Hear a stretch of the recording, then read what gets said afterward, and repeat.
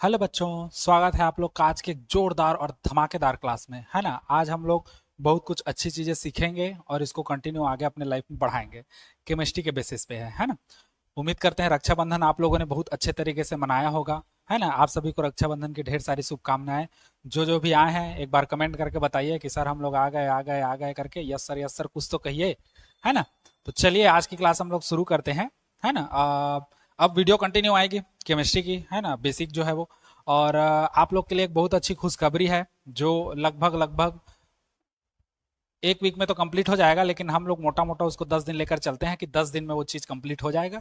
एक प्रोजेक्ट है जिस पर हम लोग काम कर रहे हैं। अगर वो प्रोजेक्ट कंप्लीट हो जाता है तो बहुत जल्दी आप लोग को एक खुशखबरी देखने को सुनने को मिलेगी। है ना। देखने को मिलेगी, सुनने को नहीं मिलेगी। अच्छा, दूसरी चीज, ये टेबल मैं आप लोग को पहले से बना के लेके आया हूँ, क्योंकि मेरे पास तो डिजिटल पैनल नहीं है कि मैं इसको साए साए खींच दूं। तो इसके लिए इसको थोड़ा सा पहले से अरेंज करके लाए हैं ना, उसके लिए माफी चाहेंगे। आज हम लोग बात करेंगे कि किसी भी आवर्त सारणी में जितने हम लोग के धातु हैं उनके बारे में हम लोग आज थोड़ा सा चर्चा करेंगे।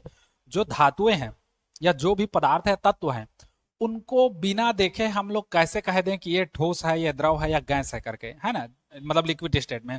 जैसे ऑक्सीजन, ऑक्सीजन हमको कैसे पता चला कि ये गैस है ना। वैसे ही सोडियम, सोडियम कैसे पता चला कि ये थोड़ा सा ठोस है। तो इन सब चीजों के बारे में हम लोग चर्चा करेंगे। और हम लोग आज इलेक्ट्रॉनिक विन्यास हल्का सा, और संयोजकता, संयोजकता हम लोग का मेन है ना। तो उन्हीं दोनों के बारे में हम लोग चर्चा करेंगे। ठीक। तो एंड तक बने रहिए। आज आप लोग की क्लास जोरदार और धमाकेदार और मस्त सुपर स्पेशलिस्ट क्लास होने वाली है ना। तो एंड तक बने रहिए। चलिए आज हम लोग आगे देखते हैं। कल का हम लोग कुछ कुछ बताए थे। पिछला जो वीडियो था हम लोग का, जिसमें हम लोग का आइसोटोप, आइसोबार, इन सब के बारे में हम लोग बताए थे। है ना। समभारिक, सम न्यूट्रॉनिक। कृपया सभी के सभी वीडियो देखिए, क्योंकि वीडियो जरूरी है। अगर इसको नहीं देखेंगे तो गए हो जाएगा आप लोग का। गए हो जाएगा मतलब अब पिछले साल का केमिस्ट्री का रिजल्ट जान रहे हो, 12th क्लास का कैसे आया था। बहुत कम मार्जिन से बच्चे लोग पास हुए हैं। तो ये गलती आप लोग मत दोहराएं। स्कूल का कोई भी चीज समझ नहीं आ रहा है तो इसमें आधा से ज्यादा गलती आपका है, क्योंकि बेसिक आप सीखे नहीं है। अगर अब मैं भी पढ़ा रहा हूँ बेसिक, तो आप लोग देखिए तब तो समझेंगे। जैसे फर्स्ट जो हम लोग का बेसिक था उसमें अच्छा प्यार दिया आप लोगों ने, सेकंड बेसिक को भी अच्छा प्यार दिया, थर्ड जो वीडियो आया उसमें आप लोगों ने पूरा डाउन कर दिया, आपने वीडियो ही नहीं देखा है। तो डिस्क्रिप्शन में लिंक दिया है, जाइए वहां जा करके आप लोग देखिए। है ना। और उसके बाद बताइए कैसा रहा, उसके बाद फिर हम लोग आगे बढ़ते हैं। बहुत अच्छी अच्छी चीजें बताई गई है तीसरे एपिसोड में। तीसरे जो हम लोग का एपिसोड कहना चाहिए, तीसरे एपिसोड में तो मैं सीआईडी बना हूँ, बहुत कुछ चीज का पोस्टमार्टम किया हूँ। जाके देखना, वीडियो देखोगे तब पता चलेगा। तुम लोग का क्या है मालूम, फ्रंट पेज में देखते हो कि हाँ सर का वीडियो आ गया नया, खोले, हंसी मजाक है हाँ तो देखेंगे, और हंसी मजाक नहीं है तो नहीं देखेंगे, छोड़ देंगे। तो ऐसा थोड़ी होता है भैया। हर बार मैं उसको हंसी मजाक को थोड़ी डालूंगा सामने में। कुछ हंसी मजाक बीच में रहेगा। मजेदार क्लास होगा, बोर नहीं होगे। दूसरे लोग के जैसे मैं केमिस्ट्री को एकदम बोरिंग करके नहीं पढ़ाऊंगा, थोड़ा सा एनर्जी लाकर जबरदस्त तरीके से बताऊंगा। ठीक। तो एंड तक बने रहिए और इस वीडियो को पूरा प्यार दीजिए, शेयर कीजिए दोस्तों तक। और जो भी आप लोग के आसपास हैं उन सबको बोलिए कि चैनल को सब्सक्राइब करें, लाइक करें और बेल आइकन जरूर दबाएं। ठीक। तो आज हम लोग बात करेंगे संयोजकता के बारे में। ठीक। संयोजकता वगैरह क्या क्या है, पहले तो ए और जेड क्या क्या है पता है ना। देखो मैं उसको क्लियर कर दे रहा हूं, फिर बच्चे लोग भूल जाते हैं। जेड मतलब होता है परमाणु भार, है ना, सॉरी परमाणु क्रमांक, एटॉमिक नंबर। और ए जो होता है वो होता है परमाणु भार, एटॉमिक मास। कंफ्यूजन मत होना भाई, मैं साफ कह रहा हूं। है ना। चलो अब चालू करते हैं आज का। अब हम लोग देखेंगे हमारे पास तत्वों की, तत्व कितने कितने हैं, क्या क्या है, कैसे कैसे हैं, उन सब के बारे में हम लोग डिटेल जानेंगे। हम लोग के पास वर्तमान में कितने तत्व हैं, 118 तत्व हैं, जिसमें से हम लोग 20 तत्वों के बारे में आज बात करेंगे, जिनका हम लोग इलेक्ट्रॉनिक विन्यास और संयोजकता, इन सब के लिए हम लोग क्या करेंगे, देखते जाएंगे। तो 20 तत्वों को हम लोग पहले ज्ञात करते हैं। देखो सबसे पहले आता है हम लोग का तत्व कौन, हाइड्रोजन। है ना। थोड़ा सा बड़ा बताऊं, अलग कलर में दिखाता हूं। सबसे पहले आता है हम लोग का कौन, हाइड्रोजन। उसके बाद कौन आता है, हीलियम। उसके बाद कौन आता है, लिथियम। उसके बाद कौन आता है, बेरिलियम। उसके बाद बच्चा लोगों बोरान। उसके बाद कार्बन। उसके बाद नाइट्रोजन। और उसके बाद ऑक्सीजन। उसके बाद फ्लोरीन। और उसके बाद कौन आता है, नियॉन। ठीक। इतना चीज हम लोग का हो गया। हाँ, अब हम लोग देखते हैं इनका परमाणु क्रमांक कितना है और परमाणु भार। कम से कम 20 तक का आप लोग याद रखो, परमाणु भार परमाणु क्रमांक कितना कितना होता है। अगर इसको याद रखोगे ना तो आगे बहुत काम आएगा, अगर याद नहीं रखोगे तो फिर वही छोटा छोटा चीज के लिए हम लोग को पलट पलट के देखना पड़ेगा, है ना। तो पहले हम लोग बात करते हैं किसके लिए, हाइड्रोजन के लिए। हाइड्रोजन का परमाणु क्रमांक कितना होता है, 1, याद रखना। और परमाणु भार भी कितना होगा, 1। ठीक, थोड़ा सा अच्छे से लिख रहा हूं, परमाणु भार और परमाणु क्रमांक कितना होता है, 1 होता है। हीलियम का कितना होता है, 2, परमाणु क्रमांक 2, और परमाणु भार कितना होता है, 4। लिथियम का कितना होता है, तो लिथियम का परमाणु क्रमांक होता है 3। कितना होता है, 3। अब जरूरी नहीं है कि 2 का 4 है तो 3 का हम लोग का क्या हो, 6 हो। लिथियम का परमाणु क्रमांक कितना होता है, तो 3 होता है, और परमाणु भार कितना होता है, 7। 3 दूने 6 और 1 7 होता है। बेरिलियम का आओगे तो उसका होता है 4 परमाणु क्रमांक और उसका परमाणु भार कितना होता है, तो 4 दूने 8 और 1 9 होता है। बोरान का आओगे, है ना, बोरान हम लोग का, तो बोरान का कितना होता है, अब ये क्रम से चलता है, 1 2 3 4, ये हम लोग का जो भार है ना वो बदलता है। बोरान के लिए आओगे तो कितना होता है, 5, और 5 का कितना होगा, तो 5 दूने 10 और 1 और जोड़ दो, कितना हो गया, 11। ठीक, उसके बाद आते हैं हम लोग कार्बन के लिए। कार्बन के लिए कितना होता है, 6। अब कार्बन, नाइट्रोजन, ऑक्सीजन, इन सबका डबल डबल चलता है। 6 है तो इसका कितना होगा, 12। नाइट्रोजन का 7 है तो कितना होगा, 14। ऑक्सीजन का 8 है तो कितना होगा, 16। उसके बाद आते हैं हम लोग फ्लोरीन। फ्लोरीन का कितना है, 9। तो अब इसमें देखना, 9 है तो 9 दूने 18 नहीं होगा, 9 दूने 18 और 1 कितना होता है, 19 होता है परमाणु भार। नियान का होता है 10 और 10 दूने कितना होता है, 20। ठीक, इतना क्लियर हो गया। अब आगे बढ़े, ठीक है।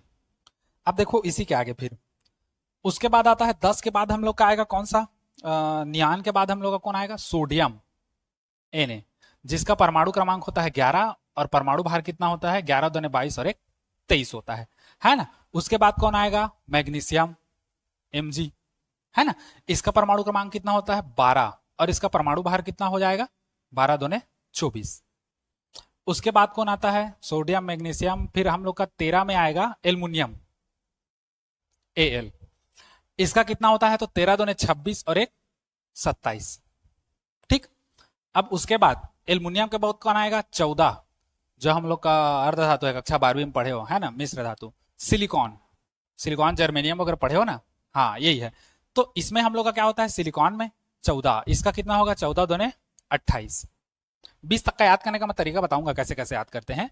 अच्छा, सिलिकॉन के बाद कौन आएगा, PSCl, मतलब जो हम लोग का छत्तीसगढ़ में पीएससी का एग्जाम होता है ना, बस वैसे याद रखना, PSC, अब उसमें एल रहेगा। इसका कितना होगा, फास्फोरस का 15 हो जाएगा, है ना। सल्फर का कितना हो जाएगा, 16, और क्लोरीन का कितना होगा, 17। अब इसको देखो, 15 है तो 15 दूने 30 और 1 31, इसका कितना हो जाएगा, 16 दूने 32। इसका कितना होगा क्लोरीन का, तो 17 दूने 34 और 1 35। अब 35 ना होकर के ये होता है 35.5। ठीक, उसके बाद कौन आता है, आर्गन आता है।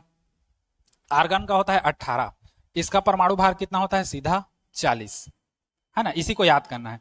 उसके बाद कौन आएगा, पोटेशियम, इसका कितना होता है 19, और 19 दूने 38 और 1 39। ठीक, और उसके बाद कौन आएगा, कैल्शियम, कैल्शियम का कितना होता है 20, और 20 का कितना होता है 40।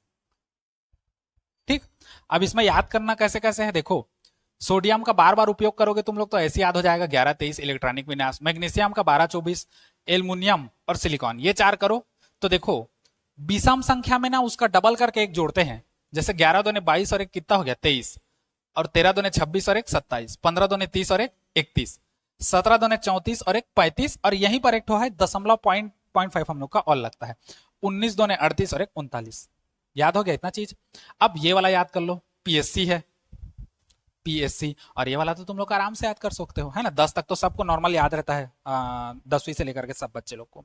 ठीक, ये हो गया हम लोग का क्या, तत्व। अभी 20 तक का ही तत्व देख रहे हैं। वर्तमान में 118 तत्व ज्ञात है, लेकिन हम लोग समझने के लिए केवल 20 तत्वों का ही प्रयोग करेंगे, ठीक, अभी के लिए। अब देखो इलेक्ट्रॉनिक विन्यास, तो इलेक्ट्रॉनिक विन्यास होता क्या है इसको समझो, है ना। पहले तो हम लोग इलेक्ट्रॉनिक विन्यास समझेंगे। कि सर बोल दिए इलेक्ट्रॉनिक विन्यास होता क्या है। अभी शॉर्ट फॉर्म में समझो इलेक्ट्रॉनिक विन्यास, बाद में डिटेल बताएंगे। इलेक्ट्रॉनिक विन्यास कहने का मतलब है अष्टक का पूरा होना। जो इलेक्ट्रॉन है जो अपना अष्टक को पूरा करते हैं, है ना, उसी को हम लोग क्या कहते हैं, इलेक्ट्रॉनिक विन्यास कहते हैं। कौन कौन अपना अष्टक पूरा कर रहा है ये सब देखेंगे, और वो कहलाएगा हम लोग का क्या, अष्टक पूरा होना। ठीक, हम लोग पिछले क्लास में पढ़े हैं, फर्स्ट हम लोग का जो एपिसोड था उसमें देखो परमाणु का आकार वगैरह के बारे में देखे थे ना, एटॉमिक संरचना, उसमें देखे थे हम लोग कि सबसे पहले तो हम लोग का नाभिक होता है बच्चा लोगों, जिसमें हम लोग का कौन कौन होता है नाभिक में, न्यूट्रॉन और प्रोटॉन। न्यूट्रॉन जीरो चार्ज और प्रोटॉन प्लस चार्ज में होता है, और इसके चारों ओर कोष पाया जाता है ना, कोष या सेल इसको कहते हैं, जिसके अंदर इलेक्ट्रॉन क्या करता है, गति करता है। और इन सभी कोष में इलेक्ट्रॉन भरने का जो सूत्र है, ये किन सूत्र से दिया जाता है, 2n²। इस सूत्र से हम लोग का क्या किया जाता है, दिया जाता है। समझ गए इसको, है ना। अब देखो पहला वाला जो रहेगा इसको हम लोग के कोष कहते हैं, दूसरे वाले को एल कहते हैं, तीसरे वाले को एम कहते हैं, और चौथे वाले को क्या कहते हैं, एन कहते हैं। दूरी के साथ साथ इसमें जो मान होता है वो होता है, देखो के लिए 1 होगा, मतलब के लिए एन का जो मान होगा वो 1 होगा। एल के लिए एन का जो मान होता है वो 2 होता है। एम के लिए एन का मान कितना होता है, 3। और एन के लिए एन का मान कितना होता है, 4, है ना। मतलब अगर इसमें इलेक्ट्रॉन भरने का हम लोग क्रम देखें तो के कक्षक में 1 इलेक्ट्रॉन है, मतलब यहां 1 रखोगे इनका मान, तो 1 1 कम 1 और 2 ने 2, मतलब के कक्षक में कितने, के कोष में कितने इलेक्ट्रॉन आएंगे, सॉरी 2 इलेक्ट्रॉन आएंगे। ठीक, एल कोष में कितने इलेक्ट्रॉन आएंगे, या एल कक्ष में, तो एल कक्ष में इलेक्ट्रॉन आएंगे हम लोग का 2 का वर्ग करोगे 2 2 ने 4 और 4 2 ने 8 इलेक्ट्रॉन। अगर नहीं समझ आया तो पिछला वीडियो देख लेना, पहला वाला, उसमें क्लियर दिया है। ठीक, एन का मान 3 है एम के लिए, तो यहां पर 3 रखोगे, एन का मान तो 3 का वर्ग 9, 3 3 9 और 9 2 ने 18 इलेक्ट्रॉन। ठीक, और एन के लिए कितना आएगा, 4 रखोगे तो कितना हो जाएगा, 4 चौक 16, 16 2 ने 32 इलेक्ट्रॉन। मतलब के कक्षक में हम लोग का 2 इलेक्ट्रॉन आएगा, एल कक्षक में हम लोग का 8 इलेक्ट्रॉन आएगा, एम कक्षक में 18 इलेक्ट्रॉन आएगा, और एन कक्षक में कितना आएगा, 32 इलेक्ट्रॉन आएगा। इतना चीज समझ गए, क्लियर है इतना चीज, कहां कहां से कैसा कैसा हुआ। हाँ, इसको हम लोग का कौन दिया था मालूम, इसको नील्स बोर दिया था ये पूरा सिस्टम को, है ना, जिसको 1913 में क्या मिला था, नोबेल पुरस्कार मिला था, है ना। याद रखना इस चीज को, इसी को कहते हैं हम लोग क्या है, अष्टक सिद्धांत। अष्टक का अर्थ क्या होता है, कोष का पूरा पूरा भर जाना, है ना। अष्टक का अर्थ क्या होता है, देखो मैं यहां पर लिखवा दे रहा हूं, अष्टक का जो अर्थ होता है वो होता है कोष का भरना, कोष का पूरा क्या होना, भरना। अब देखो कोष कितना कितना में भर रहा है, के कोष 2 में भर रहा है, एल कोष 8 इलेक्ट्रॉन में भरेगा, एम कोष 18 इलेक्ट्रॉन में भरेगा, और एन कोष किस में भरेगा, 32 इलेक्ट्रॉन में भरेगा। तो ये सब हम लोग का क्या है, कक्षा या कक्षकों के भरने का क्या है, कक्षा के भरने का क्या है, क्रम है। तो अष्टक का मतलब ही यही है कि जो कोष है हम लोग का, जो सेल है, इसमें भरना कैसे कैसे है, उन सब चीज के बारे में समझ गए इतना चीज। किसी को कोई डाउट नहीं है ना। चलो अब आगे देखते हैं इसी में। अब देखो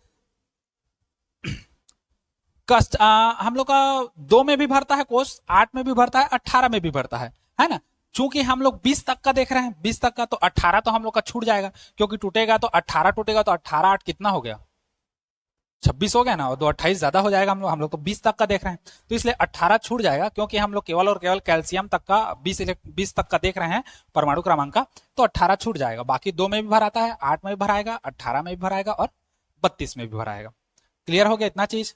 किसी को कोई भी डाउट हो या दिक्कत हो तो पूछ सकते हैं, नहीं है ना। चलो अब देखो इसमें हम लोग क्या करेंगे, पहले इलेक्ट्रॉनिक विन्यास को लेते हुए चलेंगे, पहले सबका इलेक्ट्रॉनिक विन्यास करेंगे, उसके बाद संयोजकता हम लोग को अपने आप समझ आ जाएगा। जैसे हम लोग बात करें पहले किसका, हाइड्रोजन का, तो हाइड्रोजन का इलेक्ट्रॉनिक विन्यास कैसे करोगे, तो देखो हाइड्रोजन का परमाणु क्रमांक कितना है, 1 है, इलेक्ट्रॉन की संख्या कितनी होगी, नंबर ऑफ इलेक्ट्रॉन 1 होगा। अब 1 इलेक्ट्रॉन है तो जो के कक्षा है उसमें, के कक्षा है उसमें कितना इलेक्ट्रॉन जाना है, 2 जाना है के सेल में। अब हमारे पास 1 इलेक्ट्रॉन है, तो 1 इलेक्ट्रॉन हम लोग का होगा, तो इलेक्ट्रॉनिक विन्यास कितना आएगा, 1 ही आएगा। इसको अलग दिखा रहा हूं, देखो इसका इलेक्ट्रॉनिक विन्यास कितना आएगा, 1 आएगा। अच्छा हाइड्रोजन का एक इंटरेस्टिंग चीज बताऊं क्या है। हाइड्रोजन का इंटरेस्टिंग चीज ये है कि हाइड्रोजन के पास न्यूट्रॉन की जो संख्या है, नंबर ऑफ न्यूट्रॉन है, वो 0 होती है। हाइड्रोजन के पास न्यूट्रॉन का संख्या होता ही नहीं है। और हाइड्रोजन को छोड़कर बाकी जितने भी तत्व हैं आवर्त सारणी में, सबके पास न्यूट्रॉन की संख्या जो होती है वो प्रोटॉन की संख्या से ज्यादा होगी या प्रोटॉन की संख्या के बराबर होगी। बाकी प्रोटॉन की संख्या से शून्य, प्रोटॉन की संख्या से कम नहीं होती है ना। हाइड्रोजन ही एक ऐसा तत्व है जिसका हम लोग का न्यूट्रॉन का जो संख्या है, नंबर ऑफ न्यूट्रॉन, वो क्या होता है, हम लोग का शून्य होता है। ठीक, इतना समझ गए। अब देखो हीलियम का इलेक्ट्रॉनिक विन्यास करते हैं। हीलियम के पास कितना है, 2 है। तो 2 है तो हम लोग का पहले के कक्षक में कितना, के कक्षा में कितना भरा आएगा, 2 इलेक्ट्रॉन। अरे मैं मार्कर दूसरा यूज कर रहा हूं, सॉरी। हीलियम के पास कितना है, 2, तो 2 इलेक्ट्रॉन भरा गया। ये हम लोग का परमाणु भार को नहीं छूना है, केवल परमाणु क्रमांक को लेकर चलना है। तो इसका कितना हो गया, 2 हो गया। समझ गए इतना चीज। अब समझो, जैसे एक कमरा है मान के चलो, है ना। हमारे घर एक कमरा है, तुम्हारे घर, हमारे घर, किसी के घर भी एक कमरा है मान के चलो। तो कमरे को भरने का क्रम कैसा रहता है, जैसे मान के चलो बहुत सारा कमरा है हम लोग का, ऐसे बहुत सारा कमरा है हम लोग का, और सब कमरा का दरवाजा खुला है ना।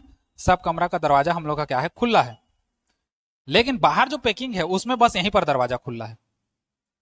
अब आदमी लोग को भरना है, तो आदमी लोग को कैसे भरोगे। अगर सबको यहीं भर दोगे तो इधर सब खाली हो जाएगा, तो हम लोग पीछे से भरते आएंगे। मतलब सबसे पहले आदमी को ले जाकर यहां भरेंगे, फिर इधर जितना भरा जाएगा उसके बाद इस कमरा में ये कमरा भराएगा, फिर ये कमरा में, फिर ये कमरा भराएगा, तो ये कमरा में। मतलब एक कमरा भराते जाता है तो दूसरे कमरा में हम लोग क्या करते हैं, शिफ्ट करते जाते हैं। जैसे हम लोग का के एक कमरा है ना। कमरा को पहले भरोगे, छोटा कमरा को। उसके बाद मान के चलो हाल है, तो हाल को पहले भरोगे। उसके बाद मान के चलो हम लोग का ये पूरा घर है, तो घर को भरोगे। उसके बाद जगह नहीं पूरा तो अनाथालय, सॉरी अनाथालय नहीं, कोई बड़ा सा आश्रम में जा करके उसको क्या करोगे, भरोगे। तो इस तरीके से भरने का क्रम होता है। मतलब एक भर आएगा उसके बाद ही हम लोग दूसरे में प्रवेश करेंगे। ऐसा नहीं कि थोड़ा सा इसमें भर दिए, थोड़ा सा उसमें भर दिए, नाच रहे हैं, वैसा नहीं। एक चीज भराया, फिर दूसरा, दूसरा भराया, फिर तीसरा। जैसे सोसाइटी में धान वान भरते हैं, हमारे ग्रामीण क्षेत्र के लोगों को छत्तीसगढ़ वाले लोग जान रहे हैं, धान वान बेचते हैं, सोसाइटी जाते हैं तो बोरा निकालते हैं, देखो धान को उस बोरा में पूरा भरेंगे। पूरा भरने के बाद दूसरा बोरा लाया जाता है, भरा जाता है। ऐसा नहीं कि सब में आधा आधा धान भर के, मतलब बोरा में आधा आधा धान भर के दे दिए, वैसा तो नहीं है। एक बोरा लेंगे, उसमें पूरा धान को भरेंगे, जितना भरा रहा है उसके बाद साइड में करते हैं, फिर दूसरा धान का बोरा लाएंगे और उसमें धान भरेंगे, उसको साइड करते हैं। ये क्रम चलते रहता है, वही क्रम हमको करना है। अगर के कक्षक में 2 इलेक्ट्रॉन आ रहा है तो 2 इलेक्ट्रॉन पहले के कक्षक को दो। वो भूखा है, वो मर रहा है, पहले उसको 2 इलेक्ट्रॉन दो, इसका पेट भरा, फिर दूसरे को दो। फिर दूसरा एल कक्षक आएगा, एल कक्षा आएगा, उसको इलेक्ट्रॉन दो, 8 इलेक्ट्रॉन भर गया, तब ठीक है। अब एल के बाद फिर एम में प्रवेश करना, एम के बाद फिर एन में प्रवेश करना। समझ गए इतना चीज। किसी को कोई डाउट नहीं है ना। हाँ, अब चलते हैं हम लोग किसमें, लिथियम में। अब लिथियम में जैसे ही जाएंगे तो होगा क्या, देखो लिथियम में कैसा भराएगा, के कक्षक में पहले 2 इलेक्ट्रॉन भराएगा। अब बचा कितना, तो इसके पास 3 है, 3 में 2 चला गया, कितना बचा, 1 बचा, तो 1 यहां आएगा, अलग से एल कक्षा में जाएगा।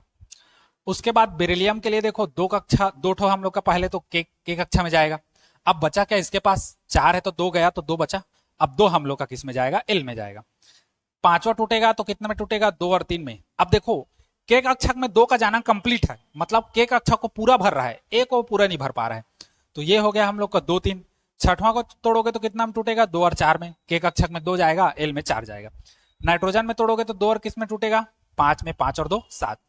8 में जाएगा तो पहले तो के कक्षक के लिए 2 छोड़ दो, है ना, अलग से निकाल दो। मतलब वो समझो भैंसा आदमी है, पहले 2 ठो लड्डू अपना खाता है, तो 2 लड्डू पहले खा लिया। अब बचा कितना इसके पास, 6, तो 6 और 2 कितना हो गया, 8। फ्लोरीन के लिए जाओगे तो 2 और कितना हो जाएगा, 7। अब नियॉन के लिए कितना जाओगे, 10। तो ये होता है हम लोग का 2 और कितना, 8। तो 8 और 2 क्या हो गया, 10 हो गया। समझ गए इतना चीज। अब देखो सोडियम के लिए जाओगे तो 2 हो गया और 8 हो गया, है ना। पहले में 2 इलेक्ट्रॉन जाएगा, के कक्षक में 2 इलेक्ट्रॉन जाएगा, के कक्षा में 2 इलेक्ट्रॉन कंप्लीट। एल कक्षा में 8 इलेक्ट्रॉन जाएगा, तो एल कक्षा में 8 इलेक्ट्रॉन गया, वो भी कंप्लीट। अब एम कक्षक में कितना जाएगा, तो देखो 2 और 8 10 हो गया, इसके पास 1 है। अब 1 किस में जाएगा, एम में जाएगा, तो ये एम के लिए 1 हो जाएगा। ठीक, अब ये हो जाएगा 2 8 और कितना हो जाएगा, 2 12 के लिए। 8 और 2 10 और 2 12। मतलब अब समझ जाओ हमारे घर दो पंडिता हैं, एक मोटू पंडिता है, एक सुखरू पंडिता है। मोटू पंडित ज्यादा लड्डू खाता है तो 2 लड्डू उसको दे दिए। सुखरू पंडित 8 लड्डू खाता है, उसको सॉरी, मोटू लड्डू 8 पंडित खाता, 8 पंडित नहीं खाता, 8 लड्डू खाता है तो उसको 8 लड्डू दे दिए। उन दोनों को कंप्लीट करके अब घर वाले लोग को खिलाएंगे, है ना, घर माने थे ना एम को। अब 13 के लिए आओगे तो 8 और 2 10, ये तो कंप्लीट है। अब बचा कौन? 3। मतलब अब ये बढ़ते जाएगा 3, उसके बाद 2 8 और 4, फिर 2 8 और 5 15 के लिए, फिर 2 8 8 2 10, कितना बचा? 6 बचा, तो ये 6 है। उसके बाद 2 8 और 7 हो गया।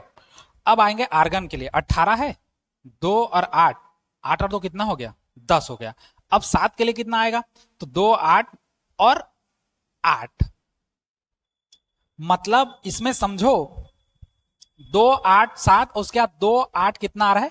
8 आ रहा है ना। अब देखो अगर हम लोग किसके लिए देखें, पोटेशियम के लिए देखें, तो ये मत सोचना कि ये 2 8 9 आएगा, नहीं आएगा, ये होगा 2 8 8 और 1। अब कहोगे सर ये कैसा आ गया? यही हम लोग का अष्टक का सिद्धांत है कि अष्टक का सिद्धांत कहने का मतलब ये अपना 8 को रिपीट करता है बार बार। अब 2 8 8 हो गया, अब 2 8 8 1 हो जाएगा। मतलब ये अपना अष्टक मतलब 8वां क्रम को क्या करता है? कंप्लीट करता है ना। और बहुत सारे हम लोग का इसमें लॉजिक है, बहुत सारा हम लोग खोज सकते हैं, लेकिन हम लोग के लिए बहुत सारा नियम है, लेकिन हम लोग केवल एक नियम को हम लोग फॉलो करते हैं, जिसको हम लोग का ये है। ठीक, तो ये क्या है हम लोग का? इसका इलेक्ट्रॉनिक विन्यास 2 8 9 9 होकर के क्या होता है? 2 8 8 और क्या होता है? 1 होता है। ठीक, कैल्शियम के लिए कितना होगा? तो ये हो जाएगा 2 8 8 और कितना हो जाएगा? 2 8 8 16 17 18 19 20। देखो कैल्शियम का 20। समझ आ गया इतना चीज? अब ये तो हो गया हम लोग का इलेक्ट्रॉनिक विन्यास बच्चा लोगों। अब अगर इलेक्ट्रॉनिक विन्यास हम लोग को अच्छे से समझ आ गया तो संयोजकता भी बहुत सरल तरीके से बहुत आराम से समझ आएगा, है ना। संयोजकता का मतलब क्या होता है? तो संयोजकता का मतलब होता है पूरा होना। देखो जो भी तत्व है वो चाहता है कि अपने आप को वह क्या कर ले? पूरा कर ले, है ना। एक बार अष्टक पूरा हो गया तो वह अपने आप को क्या कर लेता है? स्थायी कर लेता है। अष्टक मतलब समझ रहे हो ना, अपने आप को स्टेबल करना। या तो 2 पे भराएगा, या 8 पे भराएगा, या 18 पे भराएगा, या कितना भराएगा? 32 पे भराएगा। जैसे हम सब पढ़ रहे हैं, आप पढ़ रहे हैं, मैं पढ़ रहे हैं, कब तक पढ़ोगे? जब तक तुम लोग अपने आप में स्टेबल ना हो जाओ। पढ़ रहे हो तो किसके लिए पढ़ रहे हो? नौकरी के लिए पढ़ रहे हो, जॉब के लिए पढ़ रहे हो। अगर जॉब लग जाता है बाई चांस आप लोग का, तो क्या आप लोग पढ़ोगे उसके बाद? नहीं पढ़ोगे। अधिकतर 100 में 99.9% ऐसे होते हैं जिनका जॉब लगा उसके बाद उन लोग पढ़ना छोड़ देते हैं, क्योंकि अब स्टेबल हो गए। तो हम लोग पढ़ रहे हैं, वो भी किस लिए पढ़ रहे हैं? स्टेबल। आप मैं कभी भी जब हम लोग अपने लाइफ में स्टेबल हो जाएंगे तो हम लोग पढ़ाई अपना क्या कर देते हैं? ब्रेक कर देते हैं, वहां पर रोक देते हैं पढ़ाई को, वहीं पर फुल स्टॉप लगा देते हैं। तो बस वैसी है अष्टक जो है। जब अष्टक हम लोग का कंप्लीट होता है तो हम लोग समझते हैं कि कोई भी चीज हम लोग का क्या हो गया? स्थायित्व को प्राप्त कर लिया। संयोजकता का मतलब ही वही है, अपना अष्टक को क्या करना? पूरा करना। वैसे ही हर तत्व, जैसे हम अपने आप को स्थायी करना चाहते हैं, है ना। जैसे हम अपना स्थायी चाहते हैं ना कि हम लोग जॉब कर लें तो हम लोग फिर पढ़ना लिखना छोड़ देंगे। अगर तुम लोग मान के चलो 10वीं से 11वीं 12वीं पढ़ रहे हो और 10वीं में मान लो तुम्हारा जॉब लग गया कुछ में बाई चांस, तो तुम 11वीं 12वीं पढ़ोगे? नहीं पढ़ोगे। मेरा तो लग गया जॉब, बढ़िया पेमेंट मिल रहा है करके छोड़ दोगे। क्यों? क्योंकि तुम स्टेबल हो गए। हम भी पढ़ रहे हैं तो स्टेबल के लिए पढ़ रहे हैं। तो वैसे ही हम लोग का हर तत्व तो है, जितना भी तत्व है, हर तत्व चाहता है कि वो अपने आप को क्या करे? स्टेबल करे, अपने आप को स्थायित्व करे। और स्थायित्व कैसे करेगा?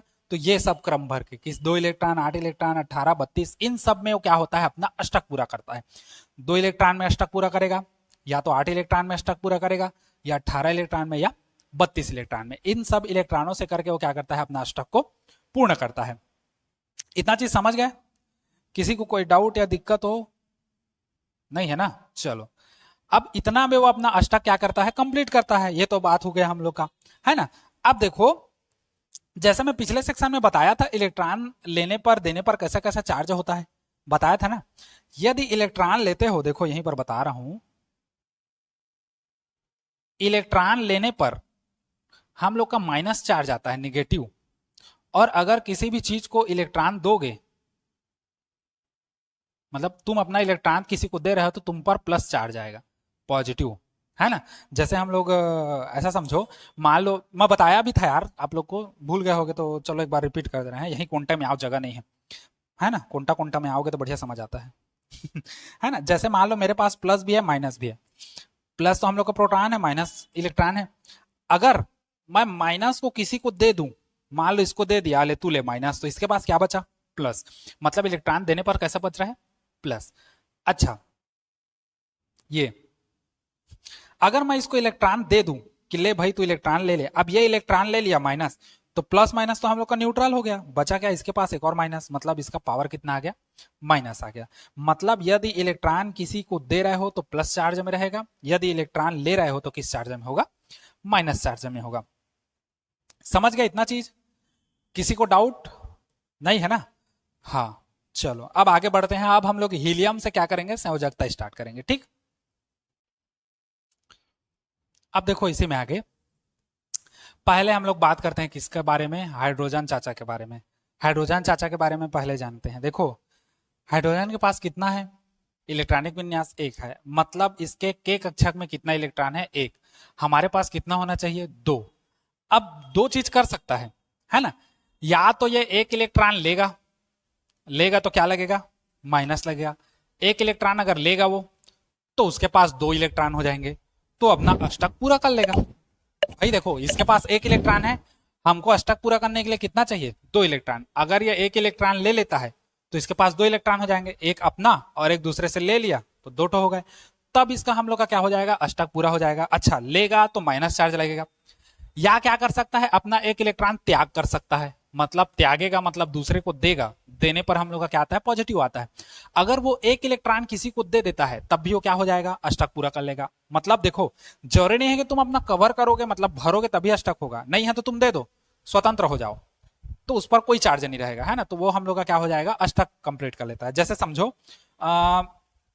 तुम्हारे पास मान लो 10 रुपया है ना। 100 रुपया मान के चलो। अब कोई बोला चल मेला जाबो पैसा धरे, तो तुम क्या कहोगे? हाँ हाँ चल मेला जाबो मैं पैसा धरे हूं। क्यों?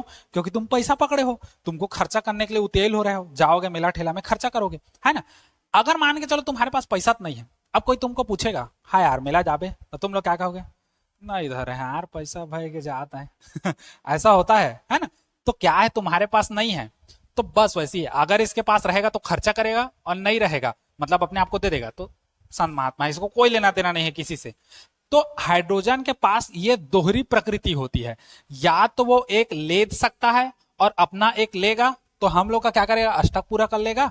या तो एक दान कर देगा, लो मेरे पास है उसको भी तुम लोग ले जाओ, मैं कुछ नहीं रखूंगा, मैं जिंदा हूं, छुछिंदा हूं मान के चलो, है ना।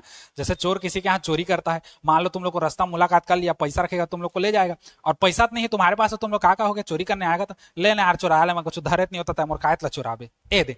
क्यों? क्योंकि तुम्हारे पास कुछ है नहीं। बस वैसी है, अगर हाइड्रोजन एक दे दिया तो उसके पास कुछ है नहीं, तब भी वो अपना अष्टक पूरा करेगा क्योंकि उसके पास कोई इलेक्ट्रॉन नहीं है। तो या तो अपना इलेक्ट्रॉन कंप्लीट रखो या तो रखो ही मत, है ना। ऐसा ये वाला काम, आधा अधूरा वाला काम अपने को नहीं चाहिए, या तो रखो तो सब रखो पूरा कंप्लीट, या तो मत रखो, दे दो। तो हाइड्रोजन के पास दोहरी प्रकृति होती है, प्लस एक और माइनस एक। या तो वो एक इलेक्ट्रॉन ले भी सकता है और एक इलेक्ट्रॉन क्या कर सकता है? दे भी सकता है। इसलिए इस दोहरी प्रकृति के कारण हाइड्रोजन को आवर्त सारणी में दो स्थान है। एक ये तो क्षार धातु का भी हिस्सा है, और दूसरा ये हैलोजन परमाणु का भी क्या है? हिस्सा है। ठीक, क्षार धातु का भी हिस्सा है, याद रखना।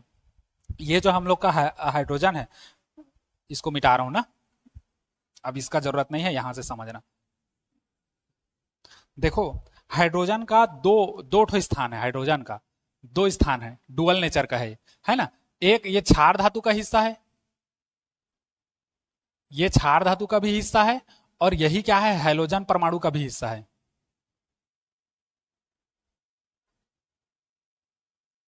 ये हैलोजन परमाणु का भी क्या है? हिस्सा है। समझ गए इतना? किसी को कोई डाउट, कोई दिक्कत नहीं है ना?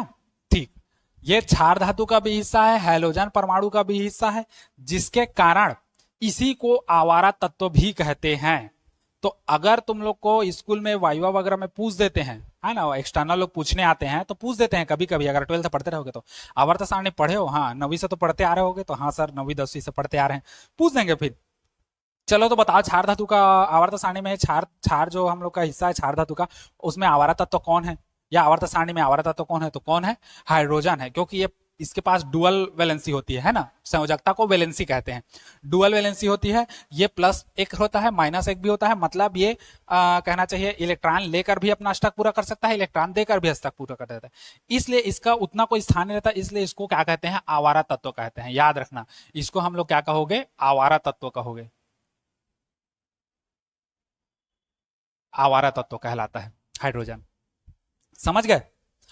अब बात करते हैं हीलियम का। हीलियम का कितना होना चाहिए, देखो के कक्षक में, के कक्षक में 2 इलेक्ट्रॉन में कंप्लीट होता है अष्टक, 2 इलेक्ट्रॉन इसके पास है, मतलब इसका अष्टक पूरा कर लिया, तो इसका संयोजकता कितना होगा, 0। ठीक, क्योंकि तो अपना कंप्लीट करके बैठा है भाई, इसको कोई लेना देना नहीं है, संसारिक मोह माया से वो बहुत दूर है। उसके बाद आते हैं हम लोग किसमें, लिथियम में।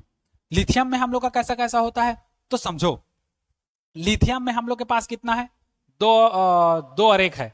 देखो 2 और 1 है, तो देखो 1 है। अब इसके आखिरी कोष में देखो 2 इलेक्ट्रॉन, मतलब के कक्षक तो हम लोग का कंप्लीट हो गया क्योंकि 2 में कंप्लीट हो रहा है। एल में कितना चाहिए, 8, इसके पास है कितना, 1 है ना, 8 में कंप्लीट होता है, लेकिन इसके पास कितना है, 1।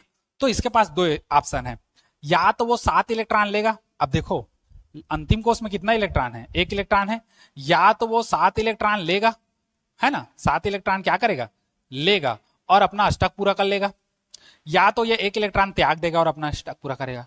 दोनों में से कौन बेहतर है बताओ, 7 इलेक्ट्रॉन लेना बेहतर है या 1 इलेक्ट्रॉन चुपचाप दान कर देना ज्यादा बेहतर है, तो 1 इलेक्ट्रॉन दान कर देना बेहतर है।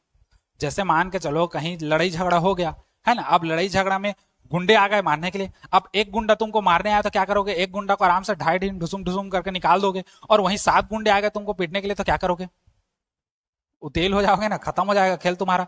तो एक गुंडा से लड़ना ज्यादा आसान है कि 7 गुंडा से लड़ना आसान है, तो एक गुंडा से लड़ना आसान है। बस वैसे ही अगर देखो अष्टक के 2 कंडीशन में भी पूरा करेगा ये भी, या तो 7 इलेक्ट्रॉन लेगा तब ये 8 कंप्लीट कर लेगा, या तो 1 इलेक्ट्रॉन देगा तो अपना 8 कंप्लीट कर लेगा। तो ये क्या करता है, ये अपना 1 इलेक्ट्रॉन को क्या करता है, त्यागता है। अब इलेक्ट्रॉन देगा तो क्या लगेगा, प्लस, तो ये क्या होगा, +1, क्योंकि अपना 1 इलेक्ट्रॉन क्या कर दिया, ध्यान कर दिया। ये प्लस माइनस मैं इसलिए करवा रहा हूं ताकि तुम लोग समझोगे आगे, है ना, ये आगे है। वैसे ही इसमें आ जाओ, 2 है तो ये कंप्लीट है। सेकेंड वाला हम लोग का 8 इलेक्ट्रॉन में भरना है, इसके पास कितना है, 2 है, या तो 6 ले सकता है या 2 दे सकता है। अब बताओ कौन सरल है, 2 देना सरल है, तो इसकी संयोजकता कितनी होगी, +2। 3 है, 8 कंप्लीट करने के लिए इसको या तो हम लोग का कितना इलेक्ट्रॉन देना है, 6 2 8 5 इलेक्ट्रॉन ये ले सकता है, या तो 3 इलेक्ट्रॉन दे सकता है। तो ये क्या करेगा, तो ये क्या करेगा, हम लोग का 3 इलेक्ट्रॉन दे देगा, मतलब देने पर। ठीक, अब आता है सबसे महत्वपूर्ण और जोरदार और जबरदस्त धमाकेदार हम लोग का कौन है, कार्बन। कार्बन है भैया के बारे में देखो क्या क्या है। अब देखो कार्बन का कैसे होगा, तो 2 तो हम लोग का कंप्लीट हो गया है ना, 4। अब इसके पास अष्टक पूरा करने के लिए कितना है, 8 इलेक्ट्रॉन। अब 4 में 2 कंडीशन है, या तो 4 इलेक्ट्रॉन ले सकता है या 4 इलेक्ट्रॉन क्या कर सकता है, ये दे सकता है। अब इनके पास जबरदस्त कंडीशन आ गया। अब देखो 4 इलेक्ट्रॉन लेगा तो भी सरल है, 4 इलेक्ट्रॉन देगा तो भी सरल है, दोनों सरल है। इसलिए इसकी द्विसंयोजकता होती है, ये डुअल वैलेंसी का कार्य करता है ना। इसके पास +4 भी होगा, +4 भी होगा और क्या होगा, -4 भी होगा। मतलब 4 इलेक्ट्रॉन देकर भी अष्टक पूरा कर सकता है, या तो अपना 4 इलेक्ट्रॉन ले लेगा, मतलब भेज देगा, तो भी हम लोग का अष्टक पूरा कर लेगा 2 पे, है ना। तो इसलिए द्विसंयोजकता पाई जाती है। इसीलिए हम लोग का जो कार्बन है, कार्बन है ना, याद रखना ये धातुओं के साथ भी रिएक्शन करता है। कार्बन जो है हम लोग का, ये धातुओं के साथ भी रिएक्शन करता है और अधातुओं के साथ भी रिएक्शन करता है। मतलब ये मेटल के साथ भी रिएक्शन करेगा और नॉन मेटल के साथ भी क्या करता है, रिएक्शन। क्यों, द्विसंयोजकता पाया जाता है, +4 भी -4 भी। जैसे इसके पास था ना हाइड्रोजन का -1 +1, तो ये क्षार धातु का भी हिस्सा था, हाइड्रोजन परमाणु का भी हिस्सा था। तो वैसे ही कार्बन क्या होता है, इसके पास भी द्विसंयोजकता पाई जाती है, इसलिए क्षार धातु के साथ भी रिएक्शन करेगा और धातुओं के साथ भी रिएक्शन करेगा और अधातुओं के साथ भी क्या करता है, रिएक्शन करता है, दोनों के साथ रिएक्शन करता है। और एक चीज याद रखना इसमें सबसे इंपॉर्टेंट, पृथ्वी में हम लोग का जो धरती माता है उसमें सबसे ज्यादा कोई तत्व यौगिक बनाया है तो वो सबसे ज्यादा कौन है, कार्बन। कार्बन के यौगिक सब जगह पाओगे, हर चीज में कार्बन का मतलब बहुत मात्रा में हर चीज में कार्बन में हर चीज का यौगिक में कौन होता है, कार्बन घुसा रहता है, जबरदस्ती घुसेड़ा रहता है कार्बन, है ना। तो याद रखना पृथ्वी में हम लोग का क्या होता है, सबसे अधिक मात्रा में कोई तत्व अगर यौगिक बनाया है तो वो कौन तत्व है, कार्बन। सबसे ज्यादा यौगिक इसी का पाया जाएगा, है ना। और कार्बन से बनने वाले यौगिक को क्या कहते हैं, कार्बनिक यौगिक कहते हैं। ये फर्स्ट वाले चैप्टर में पढ़े हो, फर्स्ट हम लोग का बेसिक केमिस्ट्री में। तो कार्बन से बनने वाले यौगिक को क्या कहते हैं, कार्बनिक यौगिक कहते हैं। और बहुत सारा पृथ्वी में जितना भी अधिकतर यौगिक है, इसमें सबसे ज्यादा यौगिक किसी तत्व का है तो कार्बन का ही है। कार्बन का ही बहुत सारा हम लोग का क्या बनता है, यौगिक बनता है। ठीक, तो ये है। अगला चीज एक और याद रखो, हमारा शरीर भी कैसा है, एक कार्बनिक यौगिक से मिलकर बना है, इसलिए हम लोग हमारे शरीर को क्या कहते हैं, आर्गन कहते हैं, है ना। हमारा शरीर भी किससे बना है, कार्बनिक यौगिक। क्योंकि हमारे शरीर के अंदर भी एक आइसोटोप पाया जाता है, क्या, C14 बताया था। अपरूप एक तो कार्बन का 14 C14, है ना। ये किस में काम आता है हम लोग का, मृत्यु होता है तो सीआईडी वाले लोग चेक करते हैं ना कि कब मृत्यु हुआ है, तो सर फलाना का मृत्यु आधा घंटा, मतलब सर का मृत्यु नहीं, फलाना का मृत्यु आधा घंटा पहले हुआ है। तो कैसे पता चलता है, क्योंकि हम जैसे जैसे हमारा वृद्धि विकास होता है, वैसे ही हमारे शरीर के अंदर एक कार्बन 14 जो होता है, इसका भी वृद्धि और विकास होता है। हम जब खत्म होते हैं तो तुरंत इसका बनना रुक जाता है। तो सीआईडी वाले या फॉरेंसिक डिपार्टमेंट वाले क्या करते हैं, कुछ केमिकल इसमें डालते हैं, है ना। इससे ये बता देता है या इससे उनको पता चलता है कि कितने समय पहले इसका बनना रुका है।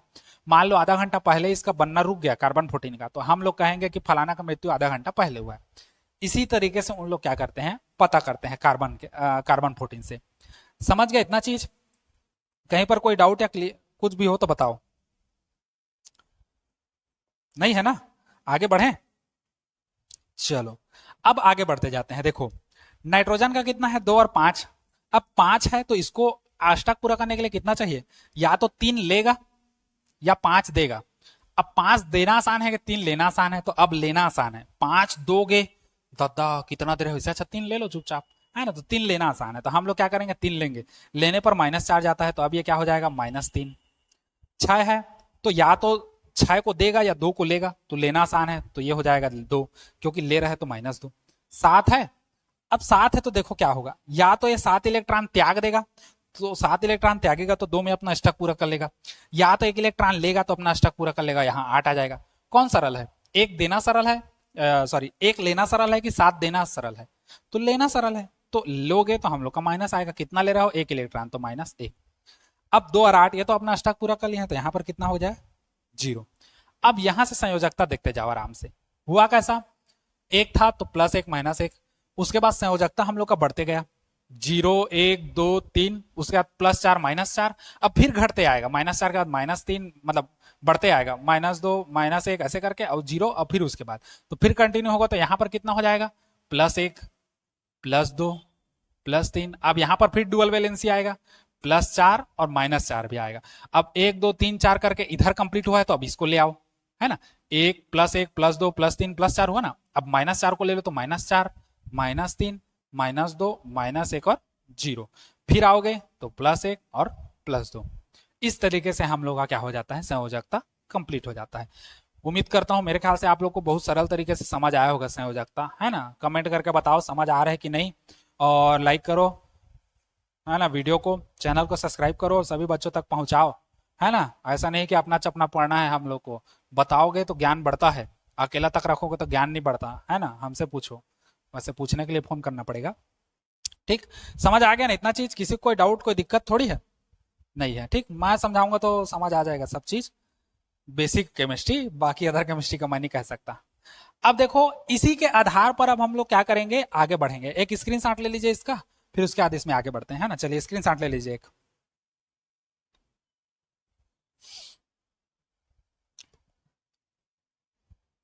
हो गया। चलिए अब इधर ही बता रहा हूं मैं, देखना, है ना। अब इसको मिटाऊंगा तो गड़बड़ा जाएगा, चाहता तो मिटा देता, मिटा दो क्या, चलो वहां जितना भी आ जाए देख लेते हैं, है ना। अब हम लोग नोट पॉइंट में यहीं पर देखते जाते हैं, नोट पॉइंट में कैसा कैसा होता है। ठीक, नोट पॉइंट में हम लोग 3 चीज देखेंगे, जिसकी प्रकृति धनात्मक होगी, जिसकी प्रकृति धनात्मक होगी वो कैसा व्यवहार करेगा, है ना। जिसकी प्रकृति ऋणात्मक होगी और शून्य भी होगी वो कैसा व्यवहार करेगा, और जिसकी प्रकृति धनात्मक और ऋणात्मक दोनों होगी वो कैसा व्यवहार करेगा। ठीक। ऋणात्मक हो या शून्य हो वो कैसा व्यवहार करेगा, और धनात्मक ऋणात्मक दोनों हो वो कैसा व्यवहार करेगा, उन सब चीजों के बारे में हम लोग क्या करेंगे, चर्चा करेंगे। ठीक। अब देखो इसी में आगे देखते हैं, है ना।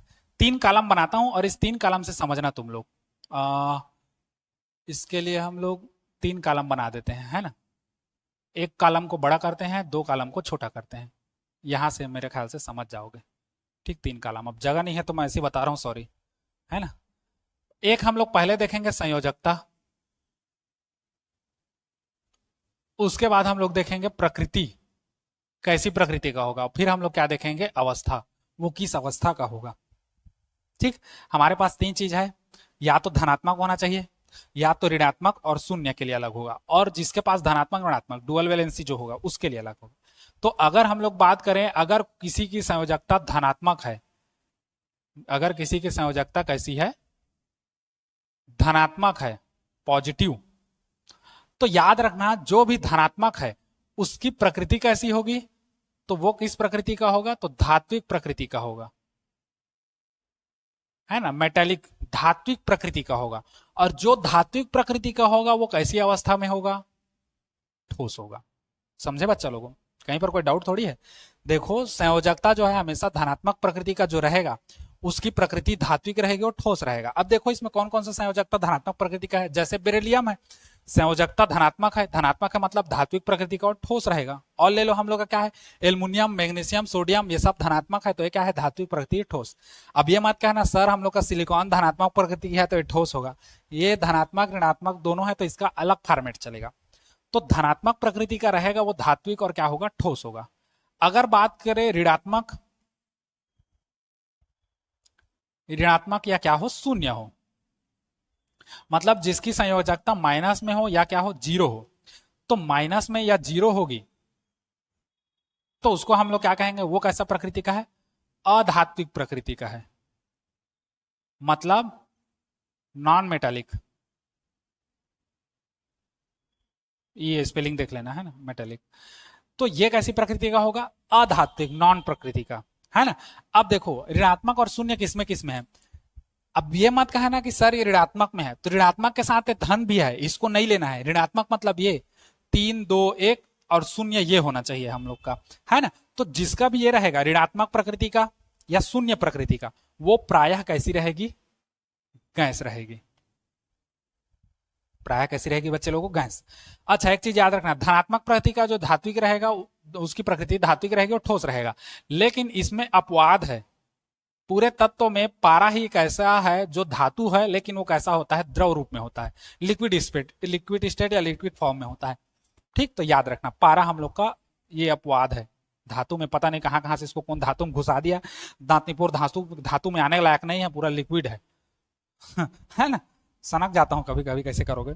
अब उसके बाद आगे बढ़ते हैं हम लोग, आगे बढ़ते हैं तो हम लोग का एक जबरदस्त जोरदार आता है, जिसके पास प्लस माइनस दोनों हो, मतलब जिसकी वैलेंसी हम लोग का धनात्मक भी हो, वह कैसी हो, ऋणात्मक, मतलब पॉजिटिव भी रहे और क्या रहे, निगेटिव, डुअल वैलेंसी। मतलब जिसके पास कहां है देखो, पॉजिटिव निगेटिव ये वाला, पॉजिटिव निगेटिव ये वाला, और कहां है, सॉरी, सिलिकॉन ये पॉजिटिव निगेटिव। तो ये जो पॉजिटिव निगेटिव रहता है जहां है, ये हाइड्रोजन, तो हाइड्रोजन का तो अलग है मान के चलो, इसका है कार्बन है और सिलिकॉन है, तो कार्बन का भी मैं बता दिया अलग से, सिलिकॉन का नहीं बताया, +4 और -4 का। तो सिलिकॉन कैसा रहता है, ये देखो अगर ये प्लस और माइनस में है और डुअल वैलेंसी है तो ये कैसा होगा, ये ठोस व गैस के बीच फॉर्म में रहेगा, मतलब इसका कोई स्टेट नहीं होता है ना, मतलब इसका कोई प्रकृति या अवस्था नहीं होता ये, या सॉरी सॉरी मैं उल्टा लिखवा दिया, ये उस पार जाएगा जी। ये कैसा होता है, ये अर्ध धातु होता है, मतलब इसमें दोनों गुण आते हैं, धात्विक प्रकृति अधात्विक प्रकृति, तो दोनों का मिला के इसको अर्ध धातु कहते हैं, या इसी को क्या कहते हैं, सेमी मेटेलिक, है ना। पढ़े हो या पढ़ोगे कक्षा 12वीं में हम लोग का, है ना, आगे जब फिजिक्स से पढ़ोगे तो मैं ही पढ़ाऊंगा। तो ये जो है ठोस व गैस, इन दोनों के बीच में होता है ना, ठोस व गैस दोनों के बीच होता है। दोनों के क्या होगा, बीच फॉर्म में होता है। अब इसका ठोस नहीं हो सकता ना द्रव, सॉरी ठोस नहीं हो सकता ना गैस नहीं हो सकता, तो दोनों के बीच स्टेट में होगा। अब बीच स्टेट में क्या क्या रूप में हो सकता है, या तो पेस्ट के रूप में हो सकता है, या तो पाउडर के रूप में हो सकता है, या हम लोग क्या कह सकते हैं, नर्म लोहा जिसको सॉरी नर्म ठोस कहते हैं, soft, sorry soft solid. Paste को अगर यूज करोगे तो पेस्ट भी कैसा है, पेस्ट को तुम लोग ठोस है कहोगे, नहीं है, ना तो द्रव नहीं है ना गैस नहीं है, दोनों के बीच में है। पाउडर भी वैसी है, गुड़ा है, वो भी ना तो ठोस है ना तो वो गैस है ना, दोनों के बीच में है। तो ये सब हम लोग का होता है, जैसे टूथपेस्ट हो गया, ये सब हम लोग का है ना। तो समझ आ गया होगा ये सब चीज, धनात्मक ऋणात्मक शून्य ये सब क्या है। तो अब बिना देखे तुम लोग बता सकते हो, मान के चलो मैं बोल दिया फास्फोरस, फास्फोरस कैसा होगा, तो फास्फोरस तुम लोग बताओगे इसके पास कैसा है, ऋणात्मक या शून्य हो, तो फास्फोरस के पास कितना है, ऋणात्मक है, मतलब ये अधात्विक है, मतलब गैस, फास्फोरस गैस सुने हो, है ना। सल्फर भी गैस है, क्लोरीन भी क्या है, गैस है। आर्गन का तो जीरो है, जीरो है मतलब ये भी क्या होगा, गैस होगा, सीधी सी बात है ना। के क्या है, पोटेशियम, पोटेशियम का क्या है, प्लस है, मतलब धनात्मक है, ठोस है। अगर बात करें हम लोग सिलिकॉन का, तो प्लस चार माइनस चार दोनों है, तो मतलब प्लस माइनस है, मतलब ठोस व गैस दोनों के बीच होगा, अर्ध धातु होगा, है ना। ठीक, समझ आ गया ना सब कुछ। हाँ, नहीं समझ आएगा तो पैसा वापिस, लेकिन पैसा दो पहले हमको, है ना, पैसा दोगे तो पैसा वापिस होगा, नहीं दोगे तो कहां से वापिस होगा। ठीक, तो ये था हम लोग का संयोजकता के लिए पूरा आप लोग का डिटेल। अब इस हिसाब से आंखी मुंदा आंख बंद करके तुम लोग बता सकते हो कि कौन चीज धातु है, कौन चीज अधातु है, कौन चीज अर्ध धातु है, कौन ठोस है, कौन गैस है, कौन ठोस गैस दोनों के बीच में है। ठीक, इसको अच्छे से पढ़ लो, समझ लो, कहीं पर लिख लो, तो आप लोग को समझ आएगा। वीडियो के बीच में भी मैं कुछ कुछ बताया हूं, है ना, कई तो चीज सब लिखवाया नहीं हूं, मुंह से भी बोला हूं, तो उन सबको भी तुम लोग आप लोग साथ में नोट करते चलना। ठीक, आज के लिए इतना ही, उसके बाद कल अब एक वीडियो आएगी। Good bye, take care, sayonara. Note करिए इसको, एक स्क्रीनशॉट लीजिए, चलिए।